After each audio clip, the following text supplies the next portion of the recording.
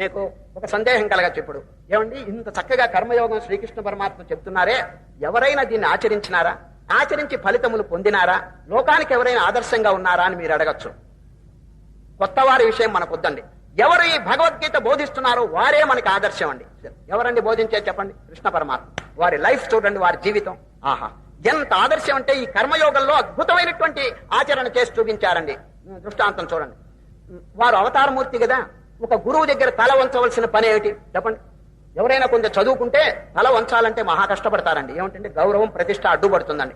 శ్రీకృష్ణ పరమాత్మ ఆమ్నిపుటెంట్ and omniscient, సర్వజ్ఞుడు సర్వశక్తిమంతుడైనటువంటి శ్రీకృష్ణ పరమాత్మ సాందీపుడైనటువంటి గురువు దగ్గరికి వెళ్లి సేవ చేసి నమస్కారం చేసి వారి ఇల్లు ఊడ్చి వారికి విసనకరతో విసిరి గుడ్డలు ఉతికి ఈ విధంగా సేవ చేసినాడంటే ఎంత ఆదర్శం చెప్పండి. ఇది కర్మయోగంలో వారు చేసి చూపించారండి.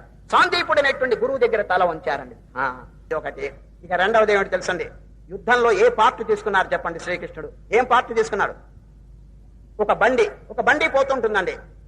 బండి తోలేవాడు గొప్పవాడా, లోపల కూర్చున్నవాడు గొప్పవాడా చెప్పండి? కొంచెం యజమానుడు టీవీగా కూర్చుంటాడండి, లోపల జట్కా వాళ్ళ తోలుతుంటాడు జట్కా.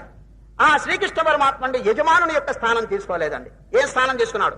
I'm the servant, I must do service అని చెప్పేసి జట్కా వాళ్ళ గుర్రాల్ని తోలేటువంటి పని తీసుకున్నాడు. అర్జున ప్లీజ్ లోపల కూర్చోవయ్యా మహానుభావ అని అర్జునుడు లోపల కూర్చోబెట్టి తాను సర్వెంట్ గా ఉండి జట్కా తోలేవాడిగా తయారైనాడంటే ఎంత ఆశ్చర్యం చెప్పండి. ఎవరైనా ఈ కాలాల్లో చదువుకున్న వారు గాని ధనవంతులు గాని ఇటువంటి వారు ఎవరైనా జట్కా తోలుతారా చెప్పండి? శ్రీకృష్ణ పరమాత్మ పార్థ సారథి. చూడండి, సారథిత్వం ఆయన తీసుకున్నాడంటే వినయ విధేయతలు, లోకానికి సేవ చేయాలనేటువంటి సదుద్దేశం వారిని ప్రేరేపించింది. చూచారా కృష్ణుని యొక్క జీవితంలో కర్మయోగం ఎంత చక్కగా ఆచరించి చూపించినారో. సాయంత్రం 6 గంటలు అయితేనండి యుద్ధం ఆపేస్తారండి. యుద్ధం ఆగిపోతుంది. అప్పుడు అందరూ కూడా నదీ తీరం లేకపోతే ఆశ్రమాలకు వెళ్లి, మఠాలకు వెళ్లి, ఇంట్లోకి వెళ్లి, పూజా మందిరానికి వెళ్లి అందరూ సంధ్యావందనం చేస్తుంటారు. కానీ శ్రీకృష్ణుడు ఏం చేస్తాడు తెలిసిన? గుర్రాలన్నింటినీ నది దగ్గరికి తోలుకుపోతాడు.